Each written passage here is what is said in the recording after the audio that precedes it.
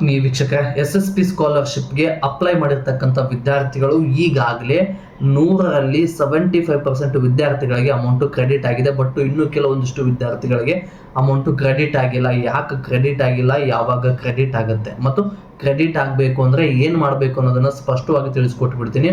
ಅದಕ್ಕಿಂತ ಮುಂಚೆ ನಾನು ಭಾಳಷ್ಟು ವಿಡಿಯೋಗಳಲ್ಲಿ ನಿಮಗೆ ತಿಳಿಸಿದ್ದೆ, SSP ಸ್ಕಾಲರ್ಶಿಪ್ ಅಪ್ಲಿಕೇಶನ್ ಹಾಕಬೇಕಾದ್ರೆ ಕರೆಕ್ಟಾಗಿ ಅಪ್ಲಿಕೇಶನ್ ಹಾಕಿ, ವಿದ್ಯಾಶ್ರೀ ಅಪ್ಲಿಕೇಶನ್ ಹಾಕಬೇಕಾದ್ರೂ ಕರೆಕ್ಟಾಗಿ ಅಪ್ಲಿಕೇಶನ್ ಹಾಕಿ, ಮತ್ತು ಅದರ ಜೊತೆಗೆ ಯಶಸ್ವಿನಿ ಸ್ಕಾಲರ್ಶಿಪ್ ಹಾಕಬೇಕಾದ್ರೂ ಕೂಡ ಕರೆಕ್ಟಾಗಿ ಅಪ್ಲಿಕೇಶನ್ ಹಾಕಿ. ಯಾಕಂದರೆ ಕರ್ನಾಟಕ ರಾಜ್ಯ ಸರ್ಕಾರದ ಹಣಕಾಸು ಇಲಾಖೆ SSP ಸ್ಕಾಲರ್ಶಿಪ್ಗೆ ವರ್ಷದಲ್ಲಿ ಒಂದು ಸಲ ಮಾತ್ರ ಫಂಡ್ ರಿಲೀಸ್ ಮಾಡ್ತಾರೆ. ಫಂಡ್ ರಿಲೀಸ್ ಮಾಡಿದ ಮೇಲೆ ಆವಾಗ ಯಾವೆಲ್ಲ ಅಕೌಂಟ್ಗಳು ವೆರಿಫಿಕೇಶನ್ ಕಂಪ್ಲೀಟ್ ಆಗಿರುತ್ತೋ ಅಂಥ ಅಕೌಂಟ್ಗಳಿಗೆ ಮಾತ್ರ ಎಲ್ಲ ಅಮೌಂಟು ಕ್ರೆಡಿಟ್ ಆಗುತ್ತೆ. ಬಟ್ ಉಳಿದಿರೋ ಅಕೌಂಟ್ಗಳಿಗೆ ಒಂದು 3 ತಿಂಗಳು ಬಿಟ್ಟು ಅದ್ರ ಫಂಡ್ ಸ್ಯಾಂಕ್ಷನ್ ಮಾಡ್ಬೋದು, ಅಮೌಂಟ್ ರಿಲೀಸ್ ಆಗುತ್ತೆ. ರಿಲೀಸ್ ಆದಮೇಲೆ ಅಮೌಂಟು ಕ್ರೆಡಿಟ್ ಆಗುತ್ತೆ. ಇಲ್ಲ 6 ತಿಂಗಳು ಬಿಟ್ಟು ಆದರೂ ಅವರು ಮತ್ತೆ ಫಂಡ್ ರಿಲೀಸ್ ಮಾಡ್ಬೋದು. ಫಂಡ್ ರಿಲೀಸ್ ಆದಾಗ ಅಮೌಂಟು ಕ್ರೆಡಿಟ್ ಆಗುತ್ತೆ.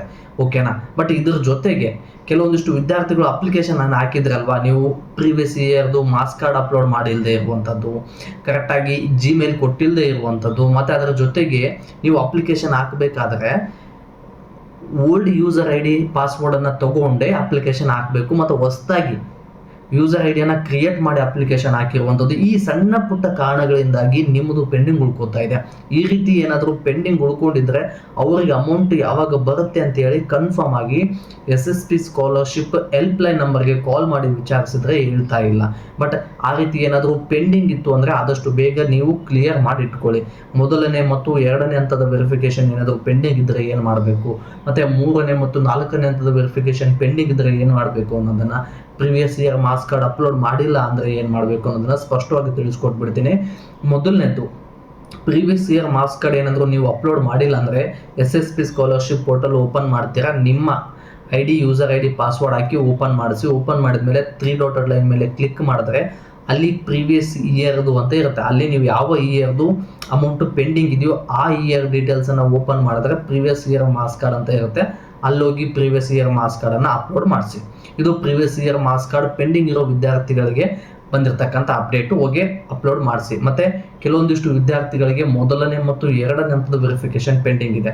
ಇವರು 1902ಗೆ ಅಪ್ಲಿಕೇಶನ್ ಹಾಕಬೇಕಾದ್ರೆ ಯಾವ ಮೊಬೈಲ್ ನಂಬರನ್ನು ಕೊಟ್ಟಿರ್ತೀರಲ್ವ, ಇದೇ ಮೊಬೈಲ್ ನಂಬರಿಂದ ಕಾಲ್ ಮಾಡಿ, ಆ ಮೊಬೈಲ್ ನಂಬರಿಂದ ಕಾಲ್ ಮಾಡಿ ಈ ರೀತಿ ನಮ್ಮ ರಿಜಿಸ್ಟ್ರೇಷನ್ ನಂಬರು ಈ ರೀತಿ ಪೆಂಡಿಂಗ್ ಇದೆ ಅಂತ ಹೇಳಿದರೆ ಆದಷ್ಟು ಬೇಗ ಅವರು ಕೂಡ ಕ್ಲಿಯರ್ ಮಾಡಿಕೊಡ್ತಾರೆ. ಬಟ್ ಅಲ್ಲಿ ಏನಾದರೂ ಕ್ಲಿಯರ್ ಆಗಲಿಲ್ಲ ಅಂದರೆ ನೀವು ನಿಮ್ಮ ಕೆಟಗರಿಗೆ ಸಂಬಂಧಪಟ್ಟಿರ್ತಕ್ಕಂಥ SC ST OBC general minority ಏನು ಕೆಟಗರಿ ಅವರು ಇದ್ದೀರಲ್ವ, ಇವರು ಹಿಂದುಳಿದ ಕಲ್ಯಾಣ ಇಲಾಖೆ, ಅಲ್ಪಸಂಖ್ಯಾತರ ಸಮಾಜ ಕಲ್ಯಾಣ ಇಲಾಖೆ, ಹಿಂದುಳಿದ ವರ್ಗದ ಇಲಾಖೆ, ಮೈನಾರಿಟಿ ಆಫೀಸ್ ಅಂತೇಳಿ ನಿಮ್ಮ ಕೆಟಗರಿಗೆ ಸಂಬಂಧಪಟ್ಟಿರ್ತಕ್ಕಂಥ ತಾಲೂಕಲ್ಲಿ ಆಫೀಸ್ಗಳಿದೆ.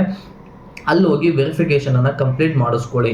ವೆರಿಫಿಕೇಷನ್ ಕಂಪ್ಲೀಟ್ ಆಗಬೇಕು ಅಂದರೆ ಒಂದು ರೂಲ್ಸ್ ಇದೆ. ಏನು ಅಂತ ಅಂದರೆ ನಿಮ್ಮ ಫಿಸಿಕಲ್ ಡಾಕ್ಯುಮೆಂಟ್ಸು ನಿಮ್ಮ ಕೆಟಗರಿಗೆ ಸಂಬಂಧಪಟ್ಟಿರ್ತಕ್ಕಂಥ ತಾಲೂಕು ಆಫೀಸಲ್ಲಿ ಸಬ್ಮಿಟ್ ಆಗಿರಬೇಕು. ಅಂದರೆ ಮಾತ್ರ ಆನ್ಲೈನಲ್ಲಿ ವೆರಿಫಿಕೇಷನ್ ಕಂಪ್ಲೀಟ್ ಆಗುತ್ತೆ. ಇಲ್ಲಾಂದರೆ ನೀವು ಫಿಸಿಕಲ್ ಆಗಿ ಡೈರೆಕ್ಟಾಗಿ ಹೋಗಿ ತಾಲೂಕು ಆಫೀಸಲ್ಲಿ ವೆರಿಫಿಕೇಷನ್ ಕಂಪ್ಲೀಟ್ ಮಾಡಿಸ್ಕೋಬೇಕು. ಈ ವೆರಿಫಿಕೇಷನ್ ಏನಾದರೂ ಕಂಪ್ಲೀಟ್ ಆಯಿತು ಅಂದರೆ ಡೈರೆಕ್ಟು ಡಿಸ್ಟಿಕ್ ಲೆವೆಲಲ್ಲಿ 3ನೇ ಮತ್ತು 4ನೇ ಹಂತದ ವೆರಿಫಿಕೇಷನ್ ಪೆಂಡಿಂಗ್ ಇರುತ್ತೆ.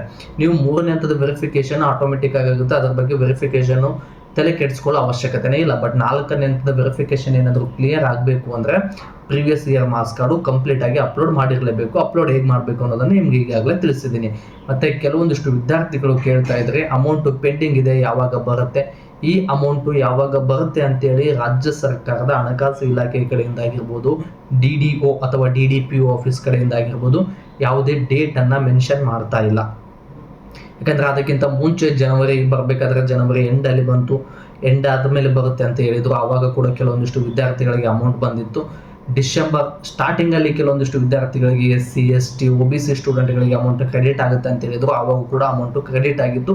ಅದ್ರ ಬಗ್ಗೆನೂ ಕೂಡ ನಾನು ಇನ್ಫಾರ್ಮೇಷನ್ ಕೊಟ್ಟಿದ್ದೆ. ಬಟ್ ಈಗ ಅದರ ಬಗ್ಗೆ ಯಾವುದೇ ಇನ್ಫಾರ್ಮೇಷನ್ ಕೊಡ್ತಾ ಇಲ್ಲ. ಈ ಕಾರಣಕ್ಕಾಗಿ ನೀವು ಈಗಲಾದರೂ ಕೂಡ, ಮತ್ತು ಡೇಟ್ ಎಕ್ಸ್ಟೆಂಡ್ ಆಗುತ್ತೋ ಇಲ್ಲೋ ಅಂತ ಕೂಡ ಕೆಲವೊಂದಿಷ್ಟು ವಿದ್ಯಾರ್ಥಿಗಳು ಕೇಳ್ತಾ ಇದ್ರಿ. ಈಗ ಈ ವರ್ಷ ಏನಿದೆಯಲ್ವಾ, ಈ ವರ್ಷದಲ್ಲಿ ಯಾವುದೇ ಕಾರಣಕ್ಕೂ SSP ಸ್ಕಾಲರ್ಶಿಪ್ಪು ಡೇಟ್ ಎಕ್ಸ್ಟೆಂಡ್ ಆಗೋದಿಲ್ಲ. ಈ ವರ್ಷ ಏನಾದರೂ ಹಾಕಿಲ್ಲ ಅಂದರೆ ಅದು ಪೆಂಡಿಂಗ್ ಅಂತಲೇ ತಿಳ್ಕೊಂಬಿಡಿ. ನೆಕ್ಸ್ಟ್ ಇಯರ್ ಸ್ಟಾರ್ಟ್ ಆಗುತ್ತಲ್ವ ಆವಾಗ ಅಪ್ಲಿಕೇಶನ್ ಹಾಕ್ಬೋದು. ಓಕೆನಾ. ಇನ್ನು ಕೆಲವೊಂದಿಷ್ಟು ವಿದ್ಯಾರ್ಥಿಗಳು 10th PUC ಪಾಸ್ ಆಗಿರ್ತೀರ, ಇವ್ರಿಗೆ SC ST ಕೆಟಗರಿ ಏನಾದ್ರು ಆಗಿದ್ರೆ 60% ಮೇಲೆ ಏನಾದ್ರು ಪಡ್ಕೊಂಡಿದ್ರೆ ಪ್ರೈಸ್ ಮನಿ ಅವೈಲೇಬಲ್ ಇರುತ್ತೆ. ಅದಕ್ಕೆ ಹೋಗಿ ಪ್ರೈಸ್ ಮನಿ ಅಪ್ಲೈ ಮಾಡಿ ಸ್ಕಾಲರ್ಶಿಪ್ ಉಪಯೋಗವನ್ನ ಪಡ್ಕೊಳ್ಳಿ. ಇದಿಷ್ಟು ವಿದ್ಯಾರ್ಥಿಗಳಿಗೆ ಬಂದಿರತಕ್ಕಂಥ ಅಪ್ಡೇಟ್ ಸ್ನೇಹಿತರೆ. ಮತ್ತೆ ಮುಂದಿನ ವಿಡಿಯೋದಲ್ಲಿ ಸಿಗೋಣ. ಧನ್ಯವಾದಗಳು.